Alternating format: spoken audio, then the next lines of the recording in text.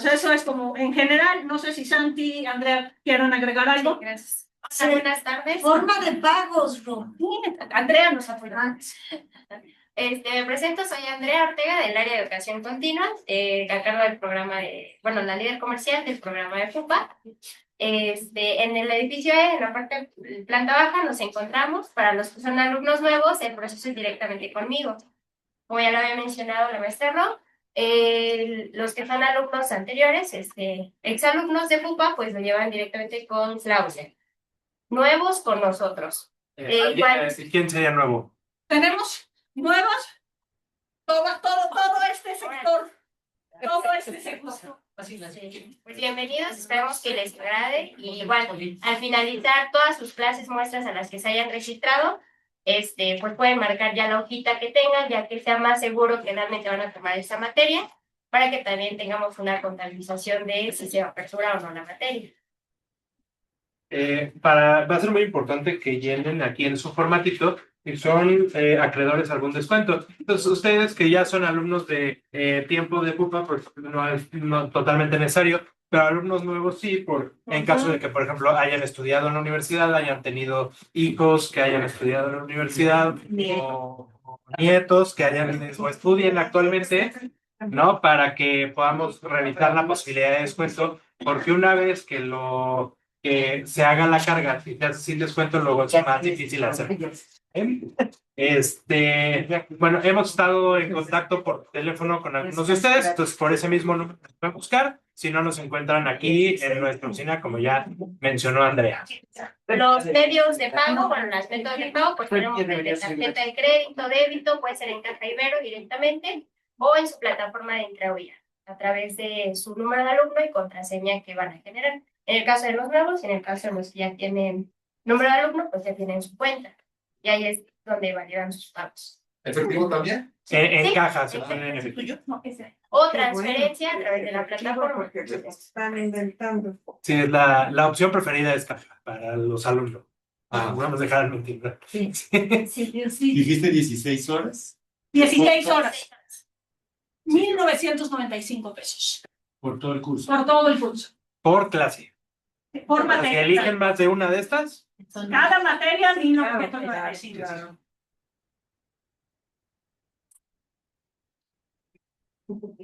Van a ser en este nivel Porque la necesidad de información por son tres. Sí. 1,995 que lo puedes pagar todo junto o en 3 pagos de 665. A lo largo de eso. Sí, les daríamos las fechas. Muy bien. Sí, el más importante va a ser el primero, porque con ese ya confirmamos su participación. Entonces ya después se les van indicando las fechas. Muy bien.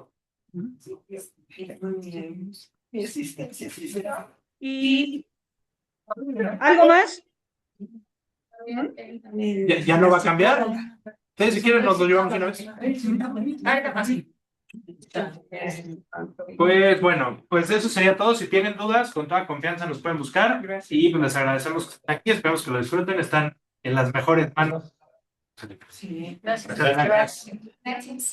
Nosotros nos entregamos bailar.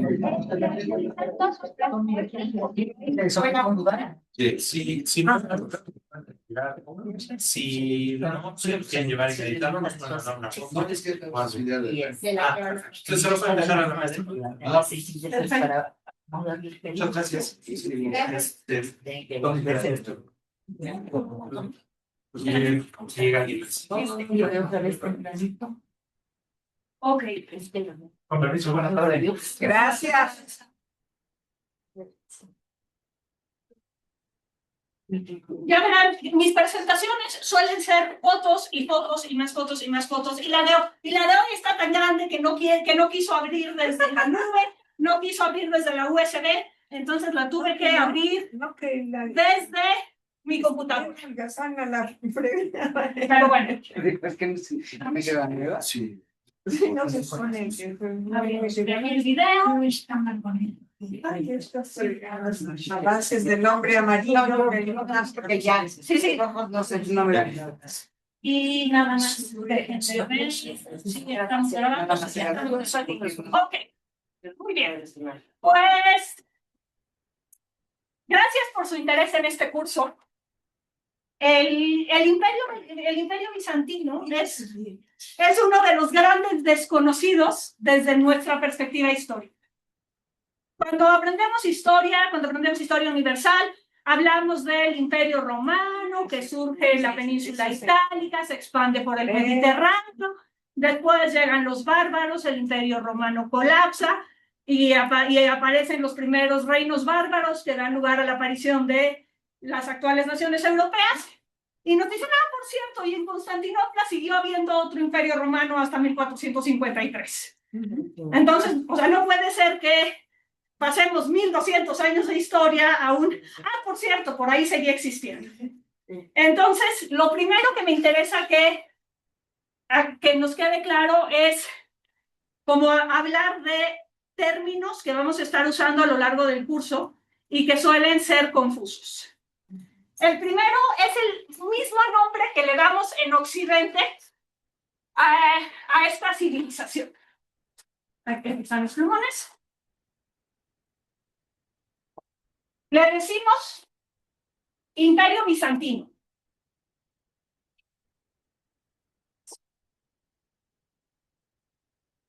El nombre viene de Bizancio, que es el nombre de la población griega que había en Constantinopla antes de que Constantino el Grande construyera su gran nueva Roma. Pero resulta que si tú llegaras a Constantinopla en el año 800 y le preguntes ¿en dónde vives? O a cualquier parte del imperio, la respuesta es en Roma. En Roma. ¿Y tú qué eres? Romano. Esto tan es cierto que en la Grecia actual los griegos hablan de sí como romaioi, como romanos. Usan la palabra helenos para los griegos paganos. Ándale. Entonces, esto es muy bonito. Este curso suele tener, ahorita regreso, suele tener un subtítulo que no le puse aquí, que es la historia de los romanos que hablaban griego y eran cristianos. Son la historia de los romanos que hablaban griego y eran cristianos. Esto es muy importante. Ellos se llamaban a sí mismos romanos y son una continuación clarísima de la civilización romana. Qué influencia. Evidentemente, con el paso del tiempo, se empieza a favorecer el griego sobre el latín en Oriente.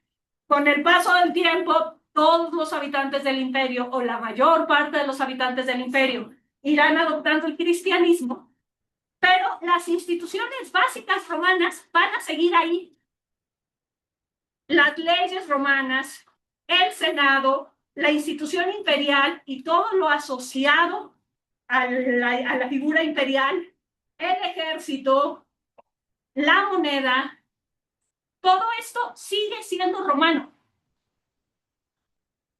Entonces, ¿por qué le decimos Imperio Bizantino? Porque los historiógrafos y los historiadores del siglo XVIII y XIX veían a este imperio romano allá en Oriente como exótico, menos civilizado, menos avanzado. Entonces, se inventaron decirle bizantino. Seguimos todos. Pero esto es un invento. Pero nada más porque se les ocurrió. Porque se les ocurrió para distinguirlo, además es el pensamiento neoclásico. Entonces esta idea de que la antigüedad clásica, Grecia clásica, Roma clásica, son el punto de mayor desarrollo de la civilización antigua. Entonces, eso sí es romano. Ya esa cosa rara medieval, cristiana, con íconos, con santos, monasterios, peleas teológicas, eso ya no es Roma. Eso ya es una cosa exótica a la que le decimos bizantino. Y tan es una cosa exótica a la que le decimos bizantino, que ¿qué significa si yo digo, ya no vamos a seguir con esta discusión bizantina? ¿Qué significa decir que una discusión es bizantina? Que no te lleva a nada, que es absurda, que estás discutiendo nimiedades o necedades. cosas de poca importancia. Entonces relacionamos bizantino como con esta complejidad innecesaria, este mundo de lujo para afuera, pero que no tiene ninguna aportación, que no son otra cosa que herederos y copia del imperio anterior, y pues esto no es posible. Si yo siempre digo que es imposible que en la Edad Media Europea, del año 400 al año 1500, no haya pasado nada, que es lo que nos decían antes, son 1000 años de oscuridad. Es imposible que haya 1000 años de oscuridad en Occidente. Es imposible que haya 1200 años de nada más repetir a los romanos en Oriente. El imperio bizantino es absolutamente fascinante. Entonces vamos a decirle bizantino para no hacernos bola, porque es el término oficial. Pero, a ver, aquí les traigo este ejemplo para que vean la tendencia historiográfica. Este libro, que se llama Una historia del Estado y la sociedad bizantina, era como la gran obra de historia bizantina hasta hace 4 años. Y sigue hablando de la sociedad bizantina. Este nuevo libro, que esta es la nueva gran obra de historia bizantina, que se publicó hace 3 años, ya nos habla de el nuevo imperio romano. Nuevo imperio, o sea, entonces ya es claramente, estamos regresando a los términos. Pero si yo les digo, vengan a la historia del imperio romano, ustedes hubieran llegado hoy creyendo que les iba a hablar de las guerras púnicas y de la conquista de la guerra de las Galias. No, vamos a hablar de esta segunda fase del imperio romano, al que, para no hacernos bolas, le decimos bizantino. ¿Queda claro? Esto es importantísimo. Y ellos se dicen a sí mismos romanos. A la fecha. A la fecha. Bueno, ya quizás en los últimos años, bueno, pero hasta principios del siglo XX, los cristianos que vivían dentro del imperio bizantino, perdón, dentro del imperio otomano, hasta principios del siglo XX, todo cristiano que viviera dentro del imperio otomano se autodenominaba romano. Esto es importantísimo. Entonces, otra palabra importante son los títulos imperiales.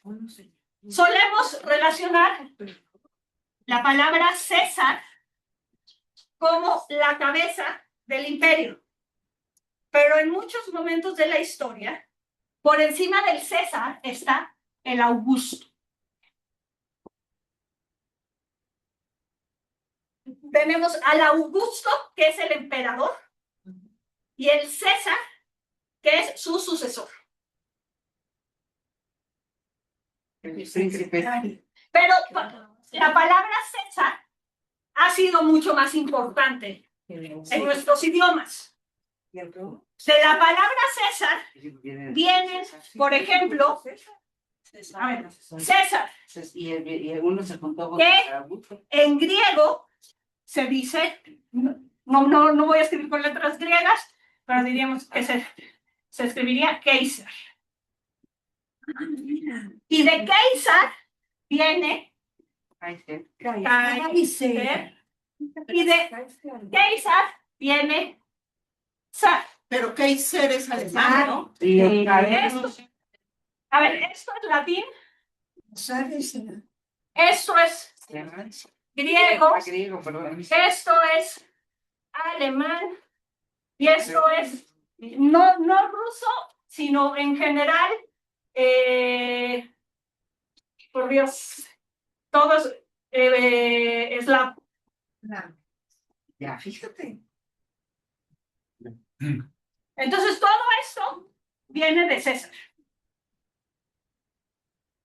Qué derivado. Kaiser es, lo que pasa es que Kaiser quiere decir también César. así, a ver, Todos a ver, quieren decir César. lo que nosotros decimos César, en latín clásico, es César. O sea, en latín clásico, esta C inicial es fuerte. Sí, en latín clásico es César. Y de aquí viene Keisar en griego, que de Keisar a Kaiser está clarísimo, y de Keisar a Zar. Entonces, estos títulos de Augusto y César se van a usar en los primeros años de nuestro imperio bizantino.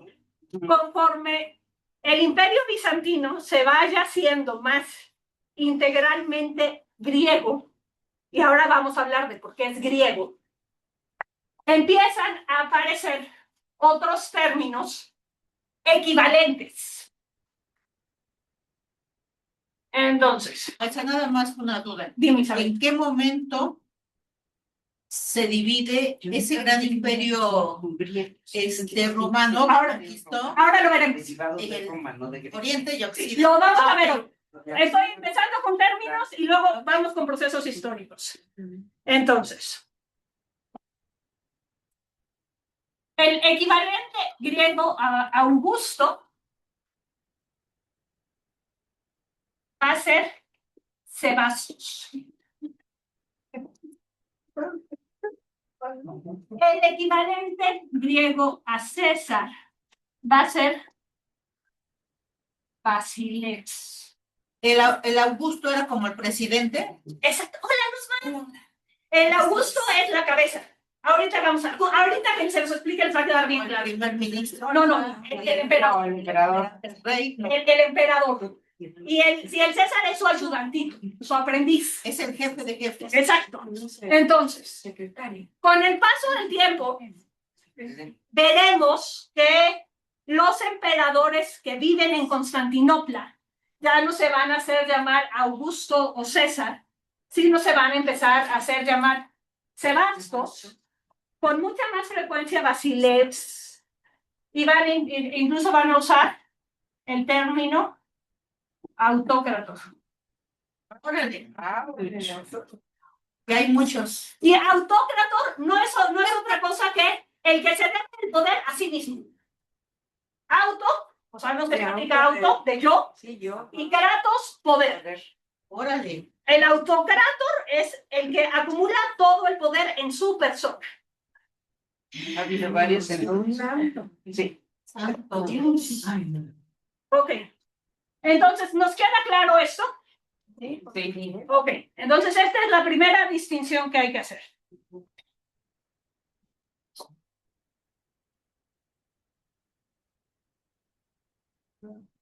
La siguiente es... ¿Autócrata es poder de qué? Poder de uno mismo. ¿Cómo mismo? ¿Quién es romano? ¿Quién es romano? En la antigüedad, en los primeros años, acuérdense que la Roma de la península itálica, que después conquista el Mediterráneo, es primero una monarquía, después una república, después un imperio. Sí, esto es muy importante. Monarquía, después república y después imperio. Va un poco en contra de nuestra lógica, porque nosotros hoy consideramos que la república tiene que ir después del imperio. Sí, es lo común, ¿no? Pero bueno, aquí él entiende la república de una manera distinta. Pero aquí, ¿quién es romano? En los primeros años de la monarquía, son romanos los habitantes de la ciudad de Roma. Pero son los habitantes de la ciudad de Roma que son libres, o sea, no esclavos, y que tienen propiedades. Ese es un romano. A ver, son libres. Y que tienen propiedades. digamos, un nivel económico solvente. O sea, un mendigo que está pidiendo pan por las calles de Roma, aunque haya nacido en Roma, no es ciudadano. Son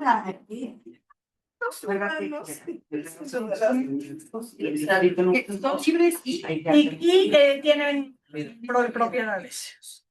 Solventes. Si tenías dinero y vivías en Roma, podías ser. Realmente inmuebles, no necesariamente.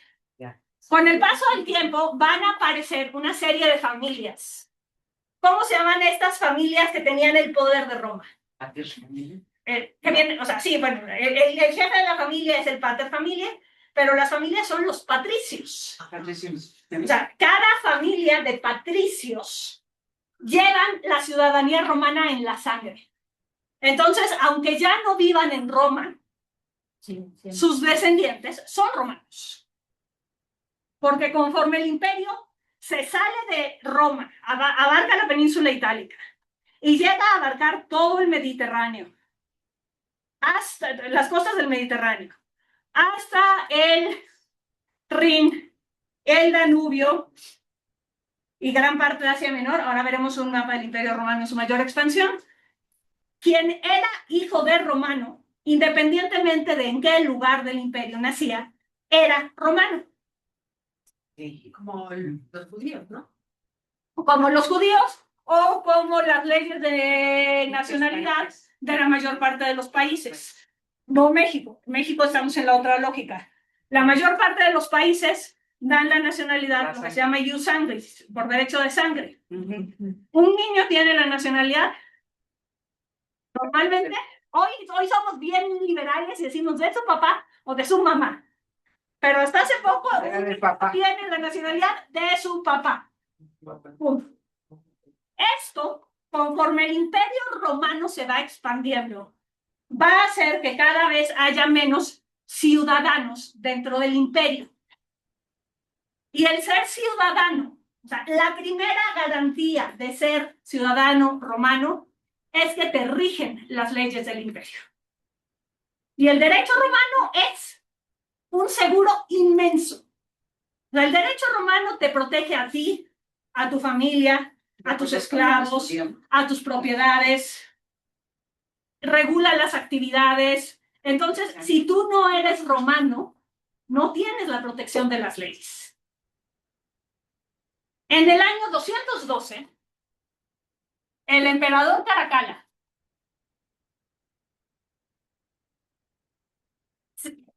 concluye, evidentemente no fue él solito metido en su palacio reflexionando, sino viendo la situación del imperio.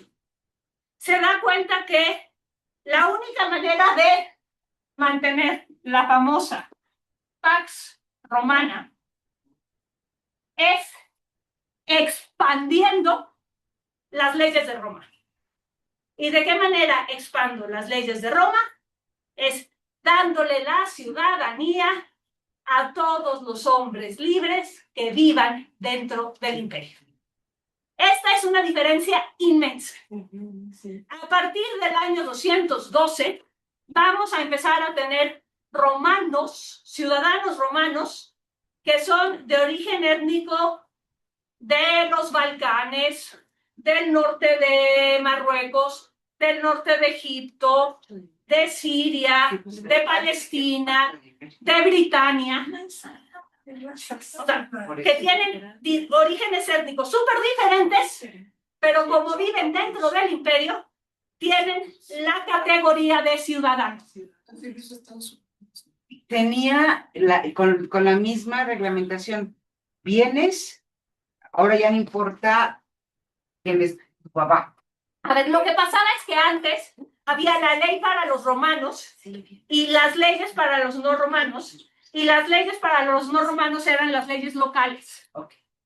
Entonces, aquí, si se empiezan a pelear unos no romanos por ahí del norte de África, pues hay ¿qué se acostumbra a hacer aquí con los que se portan mal?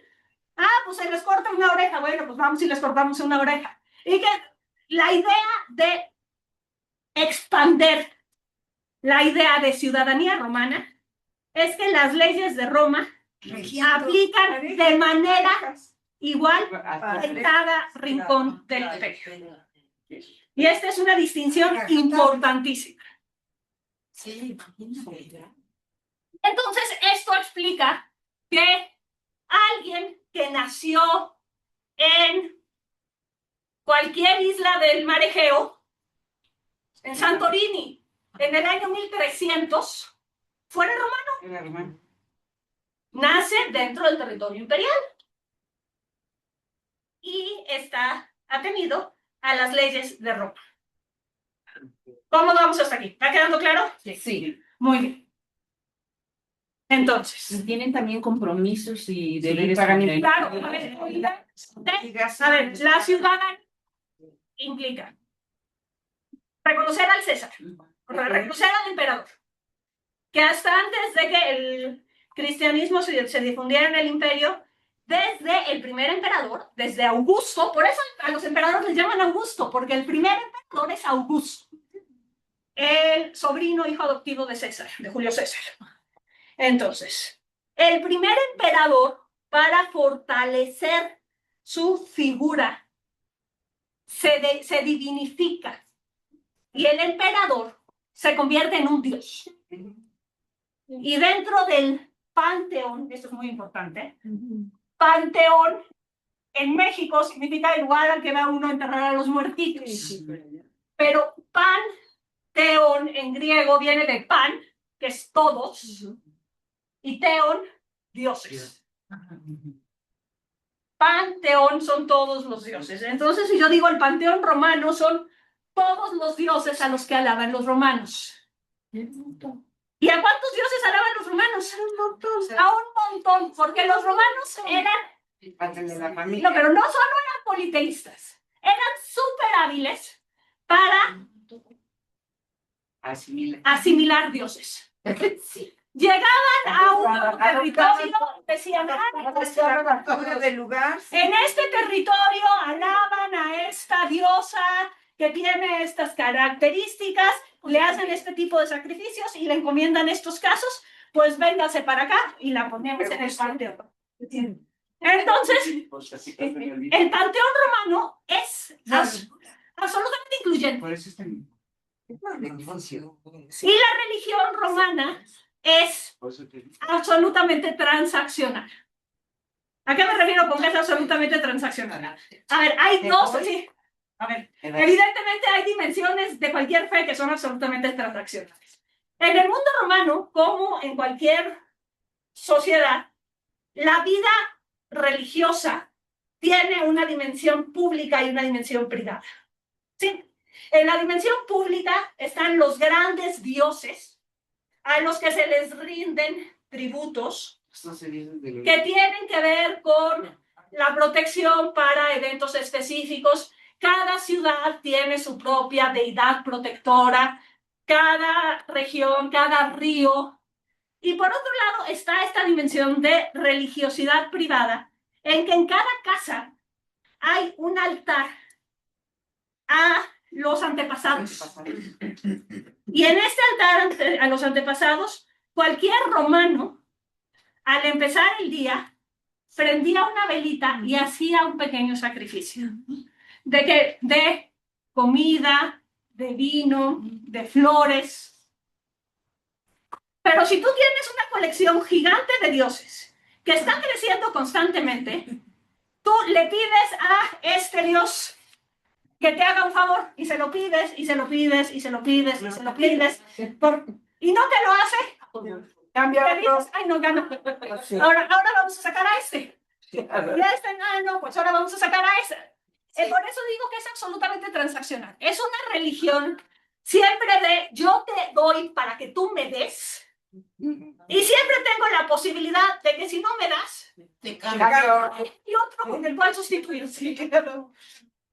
Como el imperio está en constante expansión. Y cuando el imperio romano deja de expandirse territorialmente, sigue teniendo el influjo de gente de fuera del imperio que se muda dentro del imperio.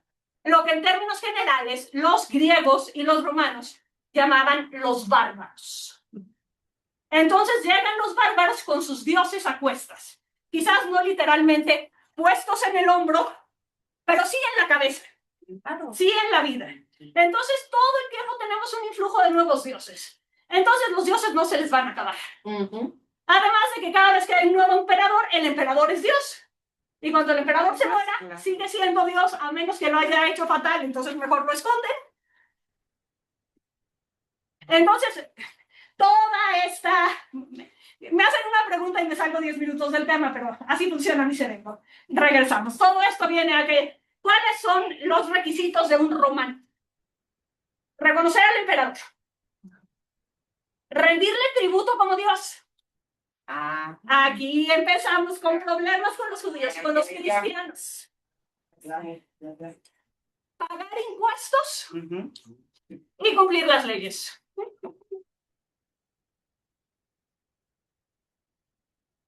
¿Cuál va a ser el problema primero con los judíos y después con los cristianos?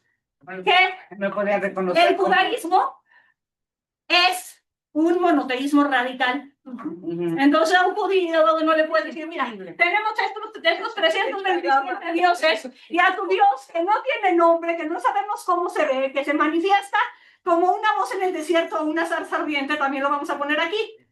¿Qué diría un judío? No. No. Es Dios y todos los demás son las copias. El Dios de todos. Exacto, el mío es el bueno y todos los demás. Como decían los niños de la calle a los que les ayudaba a hacer la tarea cuando estaba en la prepa, todos los demás opinan mal. Y con los cristianos esto se vuelve mucho más fuerte, porque los judíos al final son unos cuantos, están al principio acotados en una zona del imperio, siempre se están rebelando. Por eso los romanos van a acabar por destruir Jerusalén. Sí. Y por eso y por eso viene la diáspora. Porque van a decir, dejen de estar dando lata.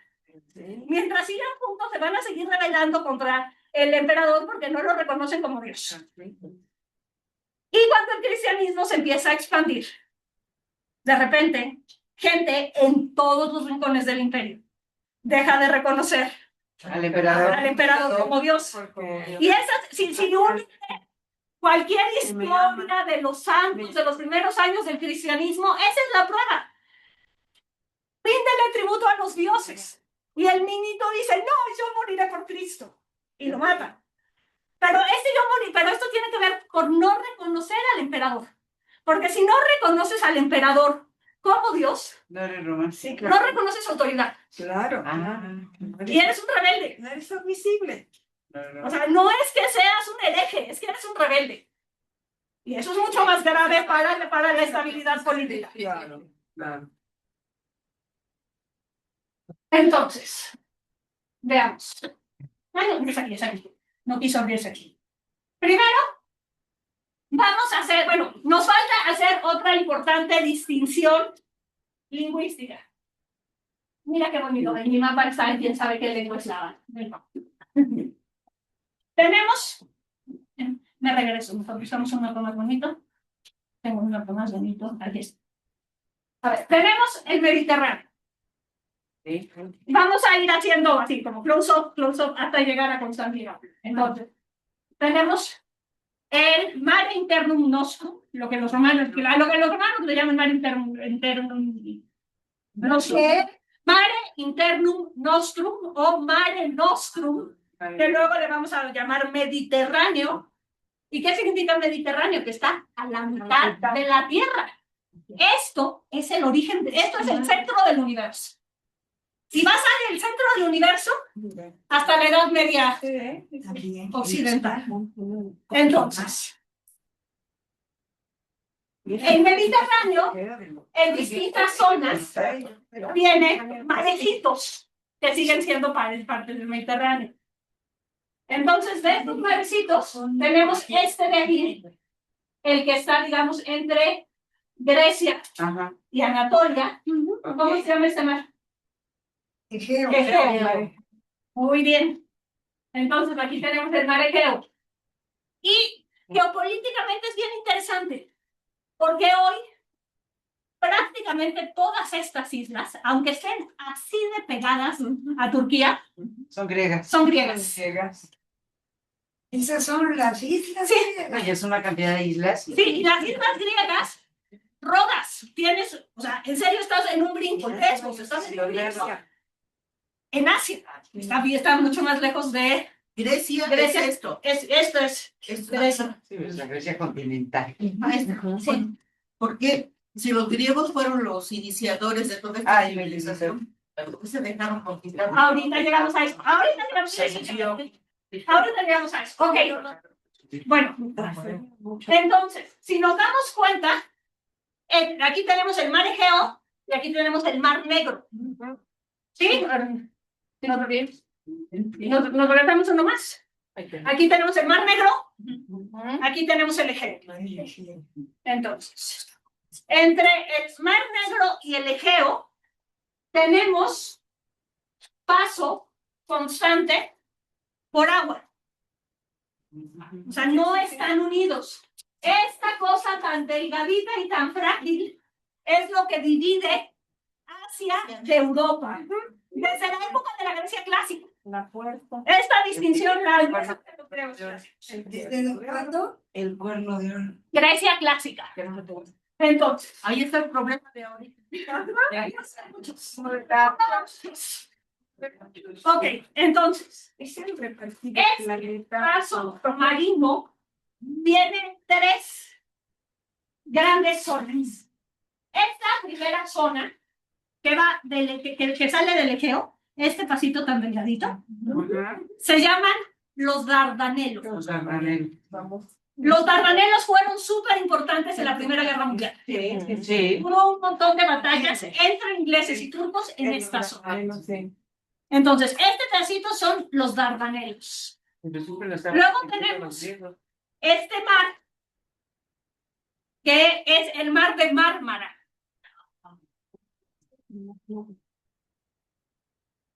Dardanelos, Mármara.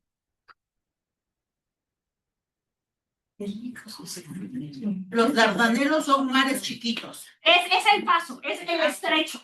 Estrecho. Este estrecho son los Dardanelos. Porque hay más de un lugar en que la distancia entre Europa y Asia son unos cuantos metros.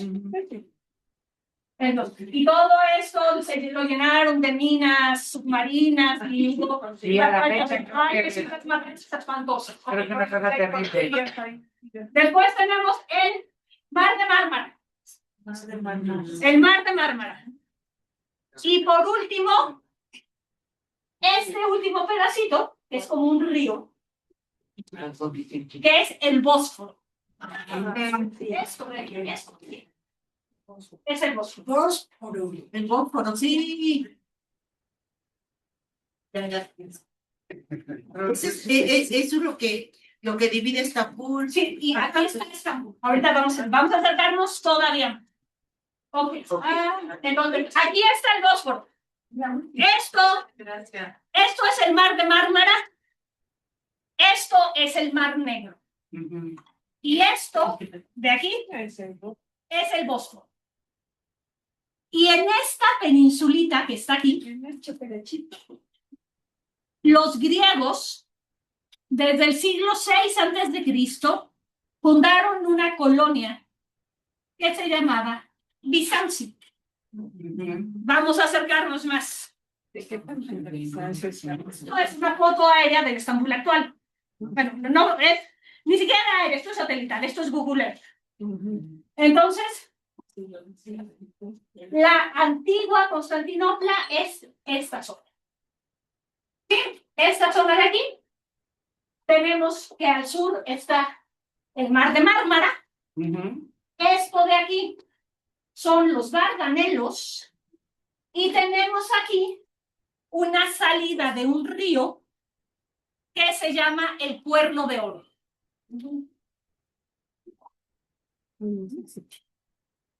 Entonces, la antigua Constantinopla era este pedazo.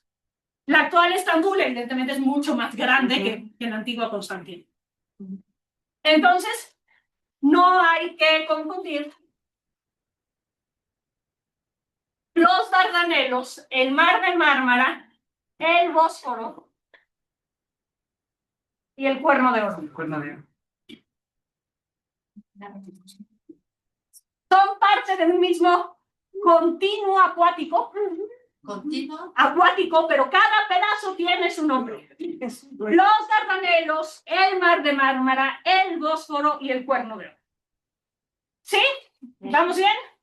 Sí. No va a regresar. ¿Mismo qué? Perdón.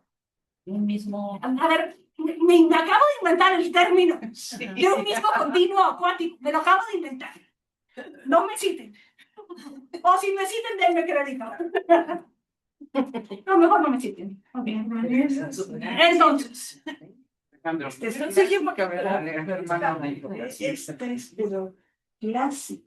a ver, ¿quién es este amigo que tenemos en pantalla? Alejandro Magno.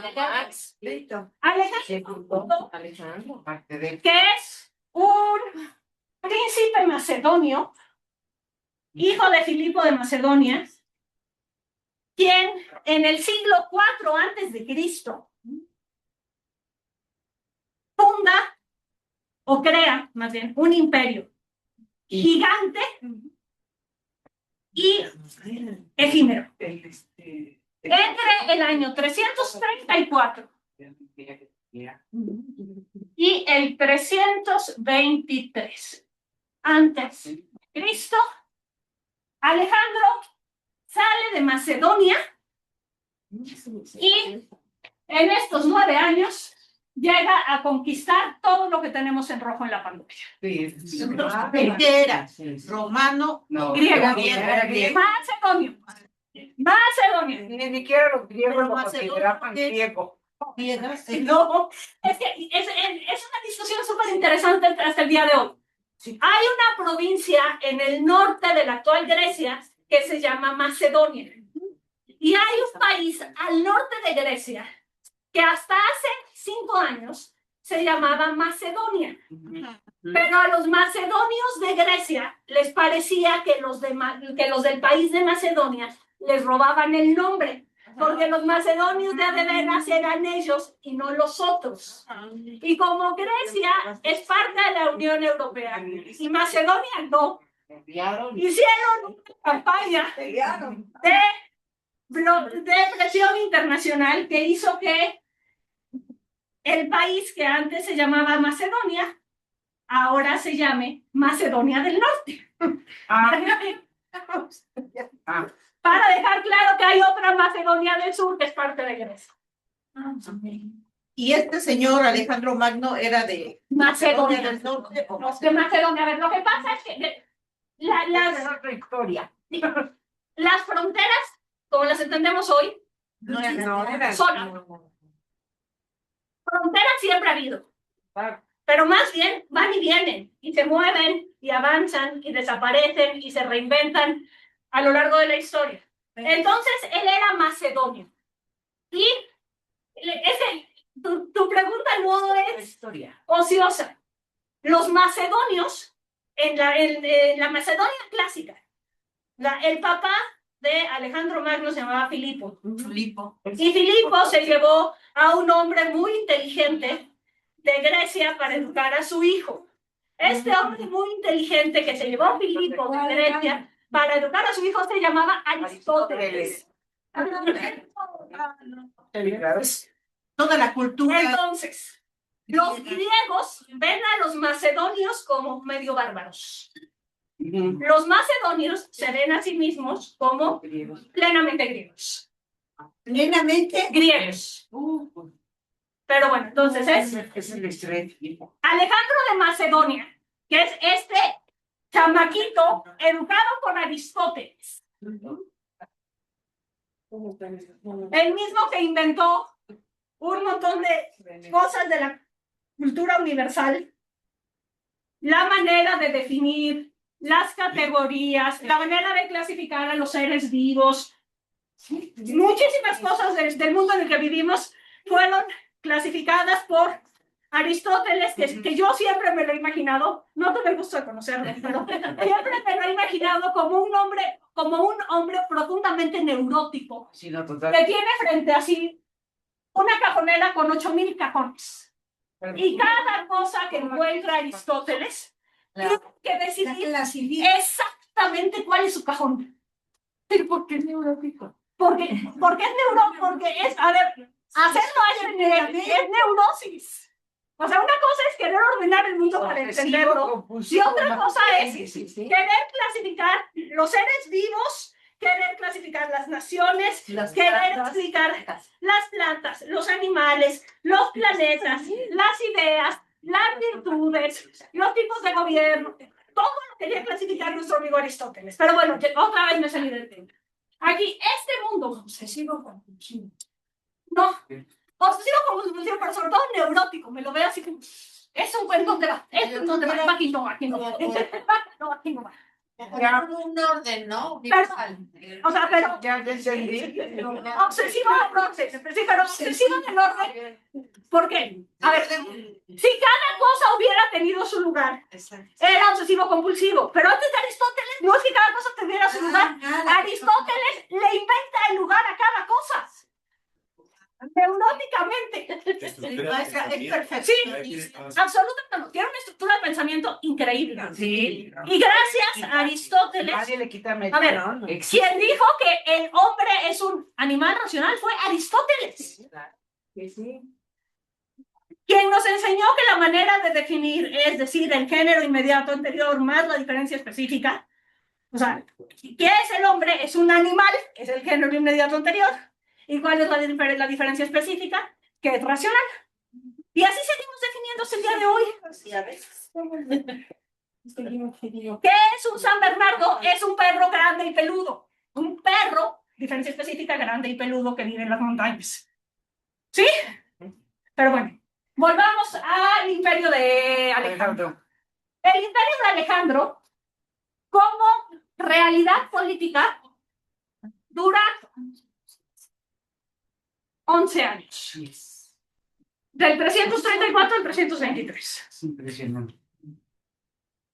¿Por qué pasa en el 323? Que Alejandro muere en una batalla y Se acabó. sus generales se dividen el imperio. Y el imperio deja de ser uno y aparecen un montón de entidades políticas. Pero lo que va a ser bien importante a raíz de esta conquista de Alejandro es que la lengua y la cultura griega Claro. se van a imponer en todo esto. Y es el origen de lo que conocemos como el mundo helenístico. Es todo este mundo que, independientemente de sus características específicas, culturales, étnicas, religiosas, tienen una enorme influencia de la cultura griega. Y en todo este mundo helenístico, el griego se convierte en la lengua franca. ¿Qué significa la lengua franca? La lengua oficial. No la lengua oficial, sino la lengua que hablan todos. En el mundo que vivimos hoy, la lengua franca es el inglés. El griego koiné. Sí, en este momento es el griego koiné. Pero hoy es el inglés. Es decir, si tú vas a cualquier lugar del mundo y estás en una ciudad, si puedes decir en inglés hotel please, water please, Todo el mundo te lleva. Eso es una lengua franca, todo el mundo lo entiende. Es la lengua en la que, universal. si yo hablo, Esa es la lengua del imperio. sí, no, pero la lengua del imperio, pero implica, si yo hablo bosnio e Isabel habla náhuatl y nos encontramos, Nos podemos entender. nos vamos a entender en El griego inglés. koiné. Claro. O nos vamos a entender en griego koiné, que es este griego clásico. Sí. ¿Sí? Según un profesor que tuve de religión decía que Dios había permitido que sucediera eso, que imponer una sola lengua para que se le facilitara la evangelización a los apóstoles. Es que a ver, no, Entre comillas. pero a ver, es claro que Jesús algo de griego hablaba, Sí, claro. sin duda, porque nace en este mundo helenista, dentro del Imperio Romano, pero dentro del lado oriental del Imperio Romano. Y del lado del Imperio Oriental del lado oriental del Imperio Romano, la lengua franca sigue siendo el griego. Aunque la lengua oficial sea el latín, la lengua franca es el griego. Por eso, el Nuevo Testamento está escrito en griego, Sí. no en latín, no en arameo, no en hebreo. Está escrito en griego, porque es el idioma que entienden los Todos. habitantes de todo este mundo. Todos. Sí.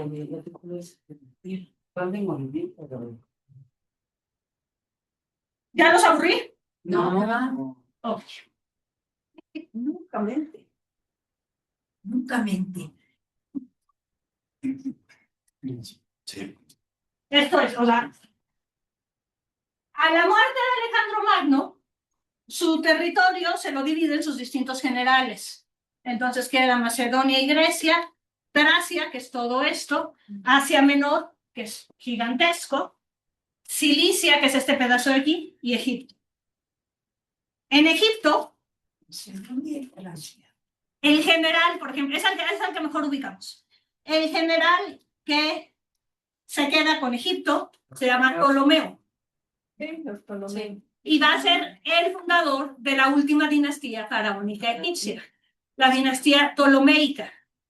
Cleopatra Era Ptolomeo. es griega, es hija de griegos, porque además en el mundo egipcio, La única. la dinastía real se casan entre hermanos. ¿Por qué? Porque para conservar el poder y sobre todo porque en la cosmovisión egipcia la dinastía imperial son descendientes de los dioses. Son divinos. Entonces, si se casan con otros que no son descendientes con los mortales, pues van perdiendo divinidad. La manera de mantener su divinidad es casarse entre ellos. Hoy sabemos que es una pésima idea, pero bueno. Pero hoy. ¿Y quién dijo que eran divinos? Ellos son Muy simpática. Hoy tenemos uno que otro así. exactamente. Así seguimos arrastrando ese. Seguimos arrastrando. ¿Qué permea aquí? Sí.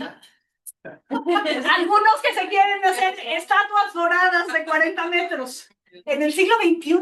¿Se imaginan? No, es un absurdo. No han entendido nada. O les da igual, más bien. Entonces, mundo romano. Ya pasamos al mundo romano. El mundo romano surge de Italia, de la península itálica. Y de aquí, a través de una serie de conquistas, se van expandiendo en el Mediterráneo.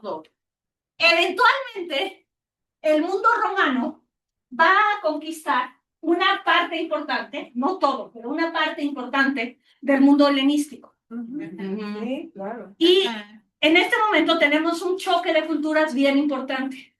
¿Qué pasa con mucha frecuencia en la historia de la humanidad? Que tienes, digamos, una cultura joven, vigorosa, con mucha potencia militar, que conquista a una cultura antigua, compleja, reconocida, pero en decadencia. Es lo que hacen los aztecas cuando llegan al Valle de México. Los aztecas, que son bárbaros, digamos, son chichimecas, no son sedentarios, son nómadas, pero llegan a conquistar culturas que llevan cientos de años establecidas ahí. Y al conquistar estas culturas que llevan cientos de años establecidas ahí, se adueñan de su cultura, la absorben como propia y la incorporan a la cultura propia. Y esto es lo que hacen los romanos al conquistar todo el mundo helenístico.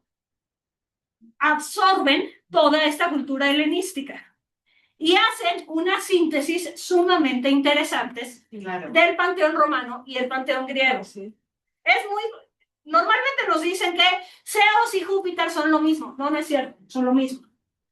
El Zeus griego y el Júpiter romano tienen características sumamente distintas. ¿Y por qué lo estudiamos? Porque es mucho más fácil simplificar que complejizar. Pero a mí eso de simplificar no se me da ni me gusta. Entonces, lo que hacen es toman estas dos figuras y las funden en una sola. Pero es una figura que tiene como estas dos caras. ¿Es dual? No necesariamente dual, porque también se le van a incorporar elementos de otras. Pero Zeus es este señor que vive en el Olimpo se la pasa de pachanga, Le gusta ahora. seduciendo totales papas con todas las artimañas posibles. Embaraza a una convirtiéndose en el rocío de la mañana, embaraza a otra embaraza convirtiéndose en todo, embaraza a otra disfrazándose de su marido. Este es el Zeus romano. El Júpiter, perdón, el Zeus griego. Júpiter romano es un guerrero. Lo suyo no es la buena vida, la pachanga y las uvas. Lo suyo es la disciplina militar, el orden y la conquista. Pero Zeus y Júpiter son los padres de los dioses. Y por eso se sintetizan en una sola. Y pasa con todos. O sea, podemos ir Dios por Dios haciendo eso. Atenea es Minerva. Minerva. Atenea es Minerva. Pero bueno, entonces aquí esto es para darnos cuenta que no es que se impone uno, sino tenemos una cultura en constante enriquecimiento, en constante diversificación, en constante avance. Esto que les decía hace rato, me encuentro un nuevo Dios, pues como que suena bien, lo ponemos Me aquí. gusta. En el siglo I y en el siglo II había templos romanos en donde estaba Jesucristo junto a Apolo, Claro. porque era un dios más Claro. y sirve para unas cosas. Evidentemente, como cristianos nos da risa, o como herederos de una cultura cristiana, independientemente de si seamos o no cristianos, somos parte de una cultura cristiana. Sí. Entonces, este es el proceso por el que el mundo romano se va expandiendo. Esta expansión no puede ser ilimitada. Vamos a tener el momento de mayor expansión del Imperio Romano, es el año 117 después de Cristo. Que el Imperio Romano ocupa todo lo que está aquí como... ¿Qué color dirían que es? ¿Verde militar? Sí. Bueno, Dejemos. muy apropiado, verde militar. Todo eso es el Imperio Romano. Y el Imperio Romano de este tamaño vive en lo que se conoce como Pax Romana. Dentro del imperio aplican las mismas leyes. Tienes un solo ejército, evidentemente con distintos cuerpos del ejército, con la parte naval, con la parte terrestre, etc. Pero tienes un mar dominado por los romanos. Ahí no navega nadie, que los romanos no quieren que navegue. Entonces no hay piratería. No hay poco contrabando. Contrabando lo habrá siempre. Hay poco contrabando. Hay seguridad. Hay un sistema de caminos extraordinario. Sí. En este mapa tenemos marcados los principales. A la fecha. Pero todo el Imperio Romano estaba lleno de caminos. Todos los caminos llevan a Roma. Los caminos llevan a Roma y además hay muchísimos lugares dentro del antiguo Imperio Romano que tú ves las piedras de las calzadas romanas. Sí, Porque estaban tan bien hechos que siguen existiendo hasta el día de hoy. sí. Y funciona. Y en los pedazos en los que tú no ves las piedras de la calzada romana es porque la autopista va encima. Es decir, que el camino que trazaron los romanos Ahí sigue. sigue siendo el mejor. Es impresionante, es impresionante. Era muy bien. Eso es lo que logra hacer Pero no vas a lo han dicho. y ver. la cultura. Elena. Qué bueno que me recordaste, Mayu, porque lo mencioné, pero no lo expliqué. En el mundo clásico, ¿qué significa ser bárbaro? Que no eres romana. A ver, Que no hablas la ley. para los griegos, el bárbaro es el que balbucea, el que habla como bebé. Es decir, ¿Cómo? babaritzi, o sea, es el que no habla griego. El que no habla griego. Para el griego, todo el que no habla griego Es bárbaro. no sabe hablar. No sabe hablar. Romano Y será como no bárbaro. sabe hablar, es un bárbaro. Para los romanos, como ya tenemos esta ciudadanía romana ampliada, hay romanos que hablan latín, hay romanos que hablan griego, hay romanos que hablan arameo, hay romanos que hablan copto, hay romanos que hablan galo, hay romanos que hablan celta.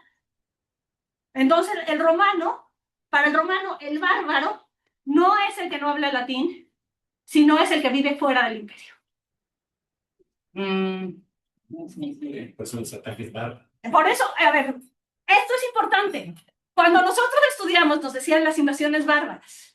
Ajá. En la historiografía actual, con esta tendencia a los eufemismos y lo políticamente correcto, ya no se le llaman invasiones bárbaras, sino, mamá, tu teléfono, está ahí sobre la mesa, sino la época de las grandes migraciones.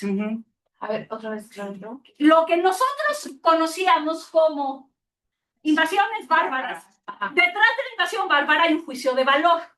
Estás diciendo, esta bola de bestias que viven afuera, vienen y se adueñan de la civilización y las riquezas y de la cultura. Entonces ya no se les llama invasiones bárbaras, porque estos movimientos de personas son parte de la naturaleza humana. Entonces es la época de grandes migraciones, que va del siglo II al siglo VI después de Cristo. Todo el norte, todo China, toda Mongolia, todo. Es que Venía. por todos lados. Aquí tenemos las tribus bereberes que empiezan a atacar.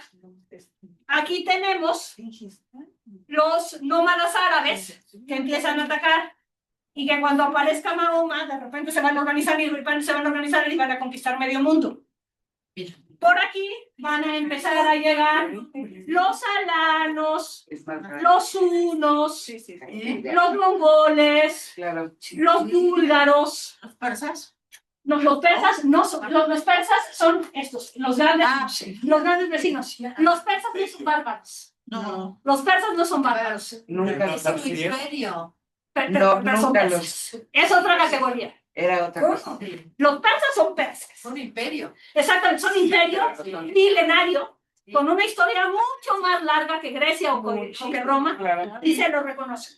Sí, ¿no? Y además son el gran enemigo del Imperio Romano desde el siglo II antes de Cristo hasta que el Islam desaparezca en Persia, Sí. en el siglo VIII. Pero ahí primero llegaron los hunos y después de los hunos llegan los otros. Los persas llegan por aquí y los hunos llegan por aquí. ¿Y los otros por dónde llegaron?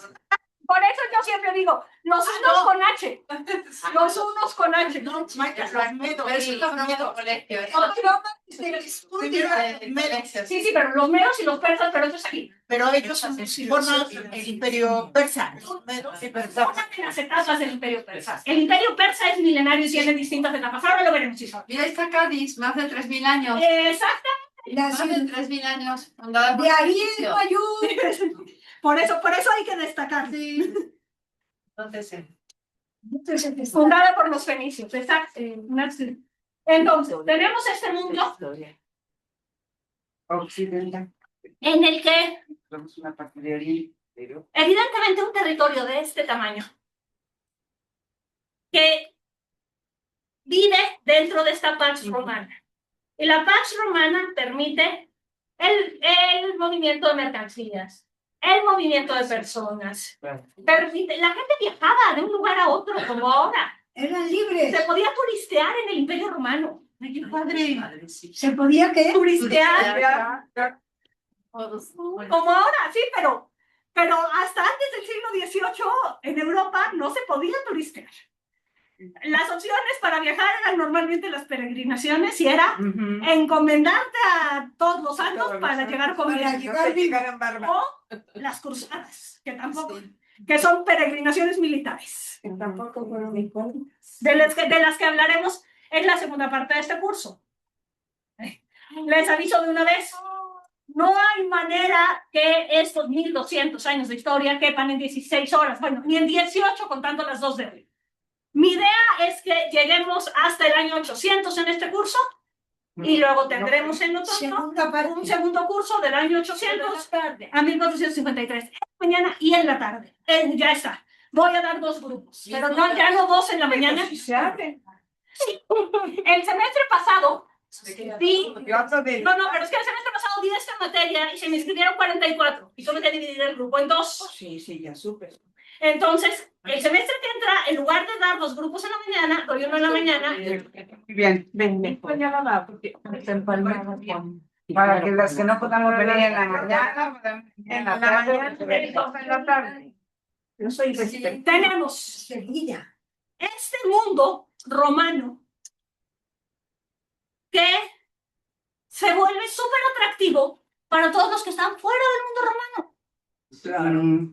Porque Claro. lo normal en la historia del hombre es la ley de la selva. Vivir en una situación civilizada en la que la gente respete tus posesiones, respete tu vida, respete tu integridad, puedas ir y venir sin mayor daño a tu persona, Es la utopía madrileña. es excepcional. Pero de ahora, maestro. Bueno, es que metimos reversa horrible, Isabel. Metimos una reversa horrible. Pero, Pero- Elena, una pregunta. ¿Y los espartanos y los atenienses y todos esos? Son griegos. Pertenecen a lo mismo, a la comunidad griega. ¿no? Son los A militares. ver, lo que pasa, eso es bien importante. A diferencia de Roma, que es una unidad política, hasta antes de Alejandro Magno, Ajá. No había ni- el mundo griego, que es mucho más grande que la Grecia Sí, actual, la que decía de- no es una unidad política, las ciudades. comunidad de ciudades-estados. Entonces tenemos ciudades, pero no, porque ni siquiera es una federación porque no hay una cabeza. Es una unión de ciudades-estado que conquistan, se expanden, pero las provincias no son provincias griegas, son provincias atenienses, son provincias, o sea, cada ciudad de Éfeso, cada ciudad tiene sus propias colonias. Pero hasta antes de Alejandro Magno, estas ciudades, aunque son cultural, religiosa y lingüísticamente semejantes, no idénticas, semejantes, no son una unidad política. Y dentro de este mundo tienes dictaduras militares como Esparta, tienes intentos de democracia como la Atenas clásica, y tienes autocracias y tienes un montón de otras maneras de gobierno. Y el primero que nos unifica es Alejandro Magno. Y también esta unidad se fracciona muy pronto. Esto es una de las razones por las que le es tan fácil al mundo romano conquistar el mundo griego. Porque no va a conquistar Persia, por eso el mundo romano no conquista Persia, porque Persia es una unidad. Sí, no, Era otro imperio. Conquista pedacito por pedacito. Así pasa en Hispania. Empiezan por el sur, toda la costa mediterránea y van avanzando. Así pasa en las Galias, así pasa en Britania, así pasa en Dalmacia, así pasa, o sea, toda esta expansión es un estado gigante que se va comiendo pedacitos y se los va agregando. Alexander. Esta expansión es insostenible. Claro, pues sí. Porque mantener la Pax Romana es carísimo. Tienes que tener Un ejército. porque además esto es súper interesante. El ejército, la historia no se repite, pero rima. Sí. Los Estados Unidos. Y lo mismo. El ejército romano es un ejército regular, eso es rarísimo. O sea, en la Europa medieval no hay ejércitos regulares.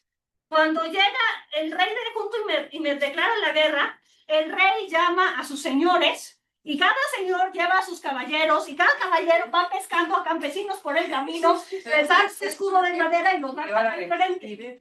A morirte. Pero en el Imperio Romano tenemos un ejército regular.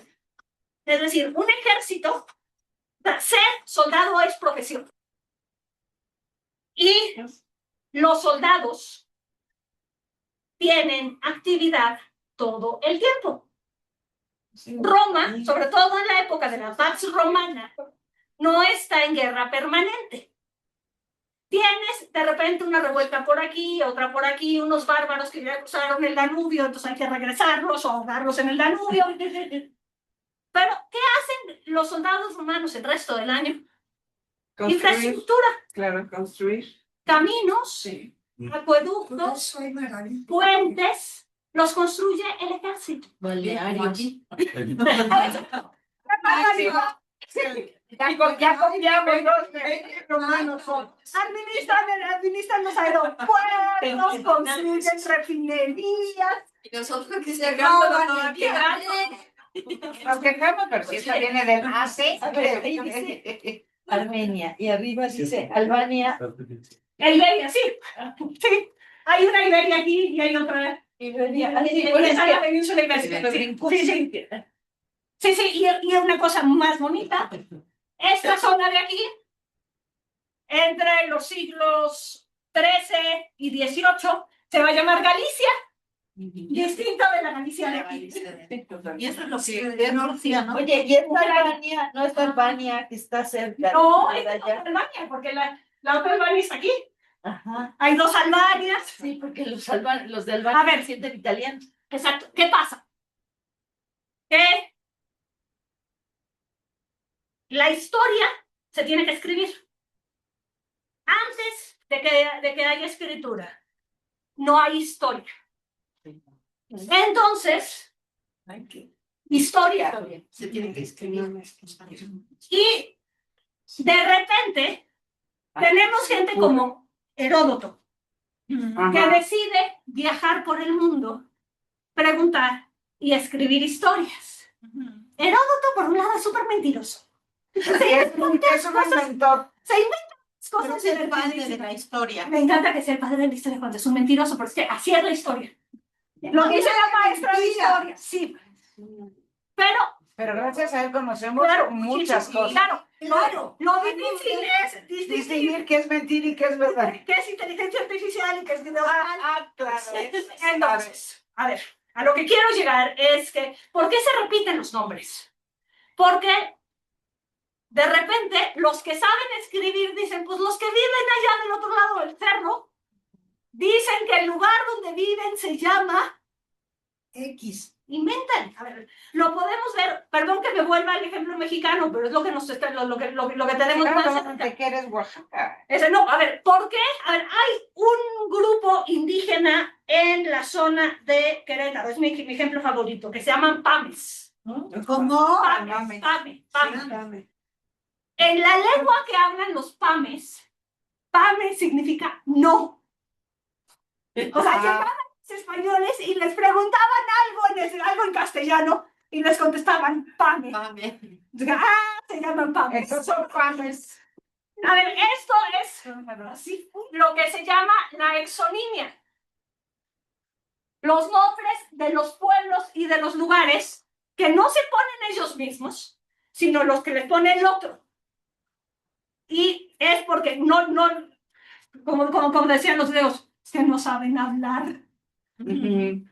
¿Cómo te llamas? Me encanta el ejemplo también de las Filipinas. Las Islas Filipinas se llaman Filipinas en honor a Felipe II. En las lenguas filipinas no existe el fonema F. Entonces, hoy en Tagalog, el país se llama Philippines. De Philippines. O sea, este es el colmo, ponerle a un territorio un nombre que en sus habitantes no pueden No pueden pronunciar. Eso es la exonimia. Y en todos estos nombres hay un montón de exonimia. O sea, los griegos, que eran los que escribían, o los romanos, que eran los que escribían, pues estos Se dicen, llamaron. llaman los suevos.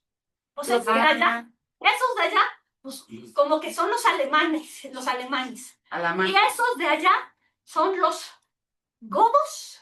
Pero, ¿cómo se llamaban? Luego los godos se los van a dividir en ostrogodos y visigodos, eso sí viene en este curso. Pero, ¿cómo se llamaban ellos a sí mismos? No sabemos. No tenemos manera de saberlo. Porque no lo escribieron. Lo escribí. Y además aquí es muy claro. Y además metían a todos en la misma bolsa. Todos los que viven allá al norte del Danubio son bárbaros que viven en este gran territorio que le llamamos Germania. Y puede ser que entre ellos no tengan nada que ver. Y si se la pasan en guerra unos con otros. Pero desde la ceguera cultural del imperio, quien vive fuera del imperio no es digno de ser escuchado. Claro. Claro. Está fuera del presupuesto. ¿Cómo crees que te llamas así? Es que tú no sabes cómo te llamas. ¿Perdón? Lo hemos hecho a lo largo de toda la historia de la humanidad. El nombre de Yucatán también tiene que ver con esto, con haber oído mal. El nombre de Cozumel. Oyeron mal los primeros españoles que pasaron por ahí, cómo les decían los mayas que vivían en la isla.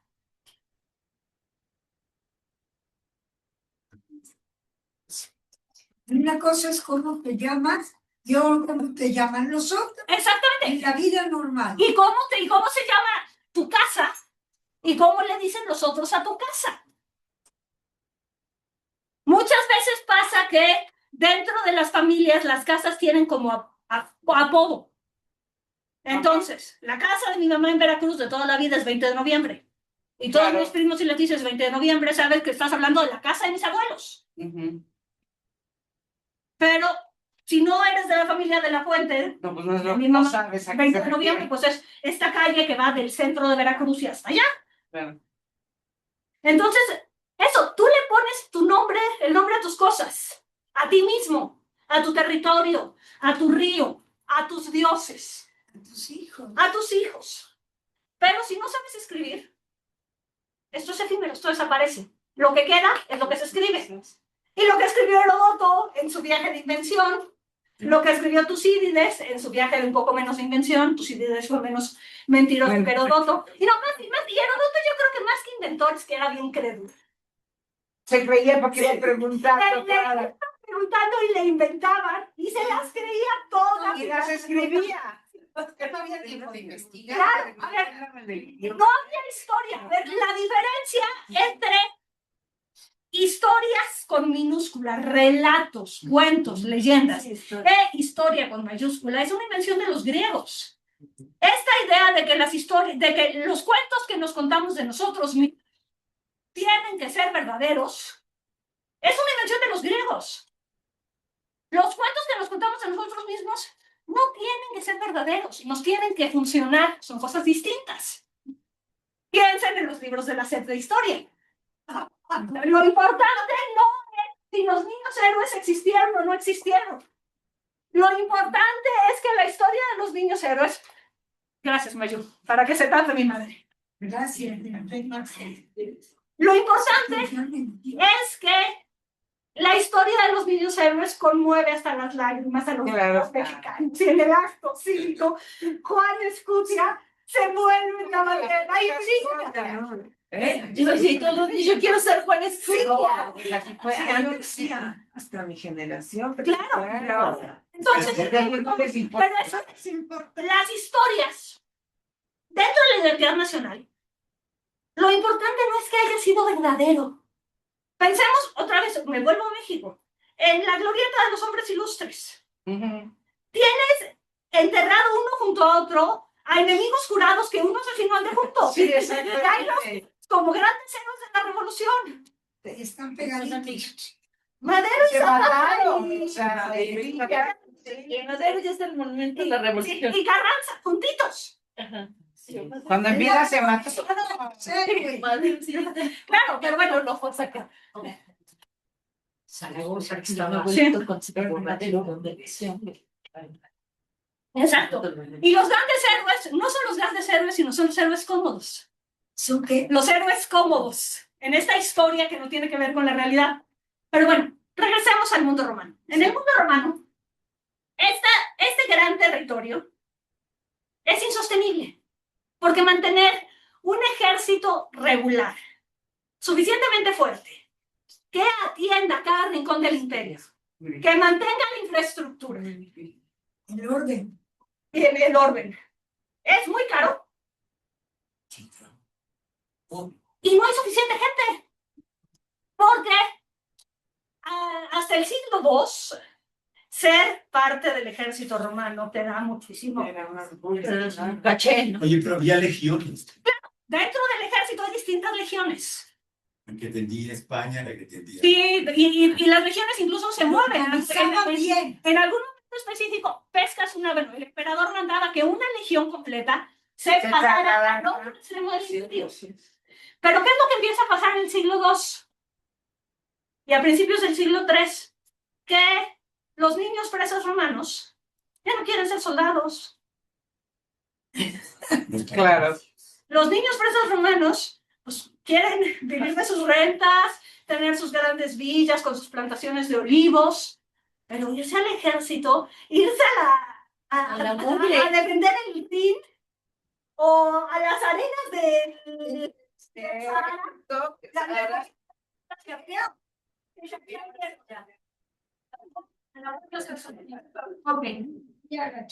Entonces, los romanos ya no quieren ser soldados. Claro. Entonces, ante esta situación, viene toda una etapa en la historia del Imperio Romano que se conoce como la crisis del siglo III. ¿Siglo? III. Sí. En la crisis del siglo III tenemos las primeras invasiones bárbaras. Lo que está en el mapa, lo que está en naranja, son ¿Qué son? territorios que habían pertenecido al Imperio Romano y que invaden los bárbaros. Lo que está más hacia el oeste, en el 259, y lo que está más hacia el este, entre el 271 y el 273. Entonces, el ejército empieza a perder, el imperio empieza a perder territorio por primera vez. O sea, ya había dejado de expandirse, pero aquí empieza a perder territorio. En el siglo III después de Cristo. Después de Cristo. Siglo III después de Cristo.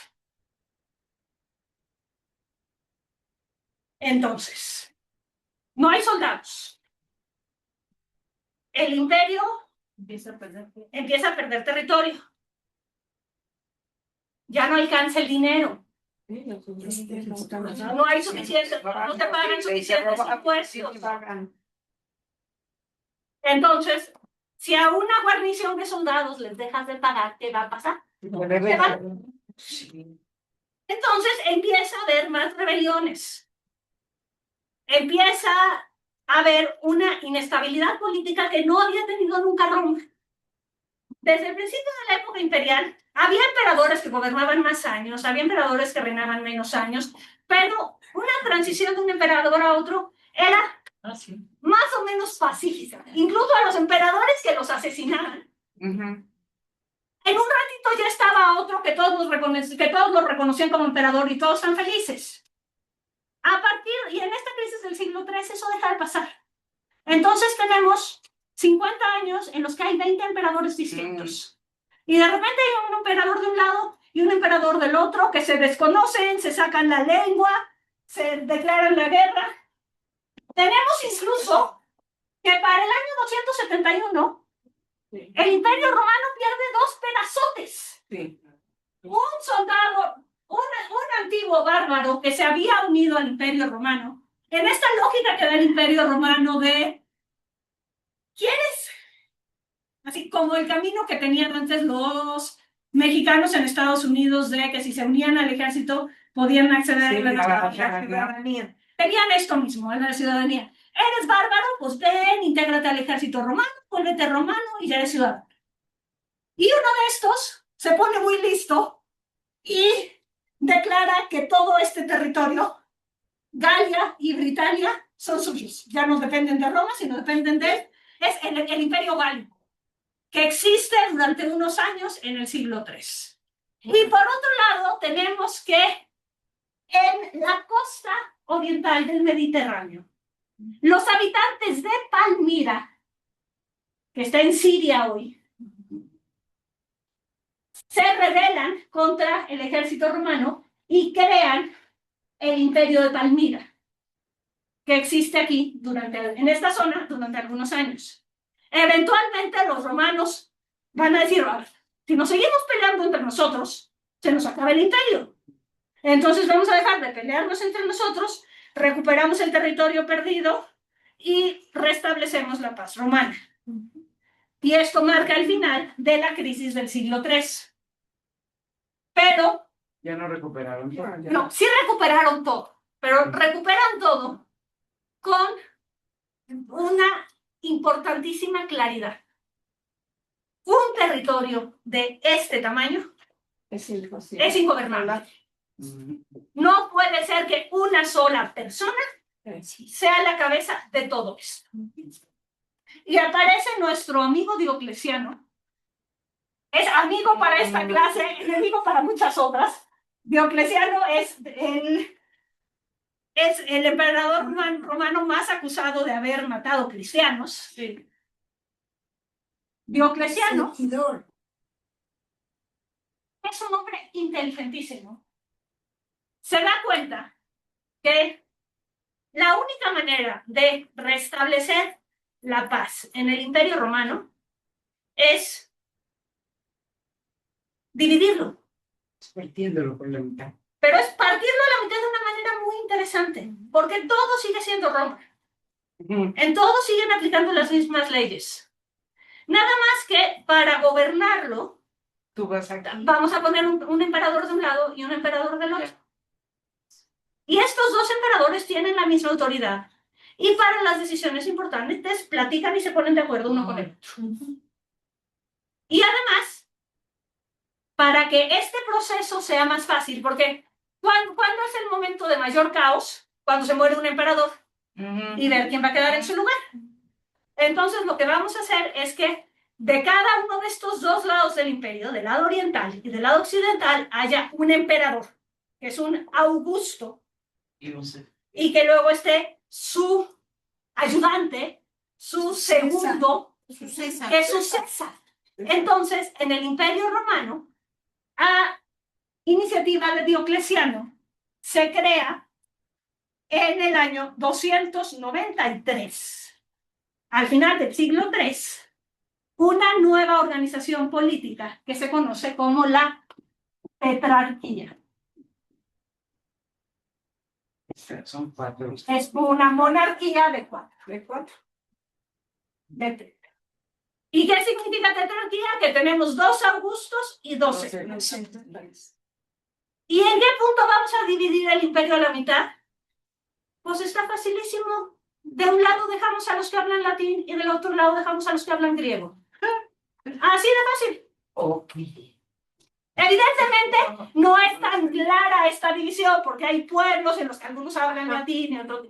Pero en términos Pero la generales, mayoría, en términos generales, dominaba. a ver, en los Balcanes, esto siempre ha sido, en los Balcanes las fronteras siempre han sido un problema. Lo siguen siendo hasta el día de hoy. Pero, digamos, esta es la parte en la que está menos clara dónde está el límite del mundo griego y del mundo latino. Aquí está clarísimo. ¿En dónde? En los Balcanes. Ah, ok. Ajá. Sí. Los azules. Sí, los rojos sí, pero como estábamos hablando de... Entonces, ya, más, O sea, ya desde entonces era el plano, el mundo y una regla. exacto, una regla. Y ya. Entonces, tenemos en esta tetrarquía que de un lado queda Diocleciano, y vean que es interesante que Diocleciano era el emperador y se quedó con el este, porque tiene claro que para el siglo IV la riqueza está en el este. El oeste está complicadísimo, porque la bola Ya se empezaron a pelear del norte todos. del Danubio nos siguen atacando cada tercer día. Entonces, de un lado queda Diocleciano como Augusto, del otro lado queda Maximiano como Augusto. Diocleciano tiene a su César, que es Galerio. Maximiano tiene a su César, que es Constancio, e incluso entre ellos se divide. Diocleciano gobierna un pedazo, Galerio otro, Maximiano otro, Constancio. Suena muy bonito. No, pero ya. Sí, en la teoría. Diocleciano, Muchas cabezas. Diocleciano tiene una personalidad tan fuerte que va a llegar un momento en que va a decir, yo ya acabé de gobernar. Yo ya me retiro. Yo ya acabé de gobernar. Ay, me dejó su changada. Pero en el momento en que Diocleciano se retira, le dice a Maximiano, ¿pero qué crees? ¿Te retiras tú también? Pues para que sea la misma para que cosa. sea ordenado y los dos Césares suban a un puesto y aparezcan dos. Suena muy bonito, evidentemente no funciona.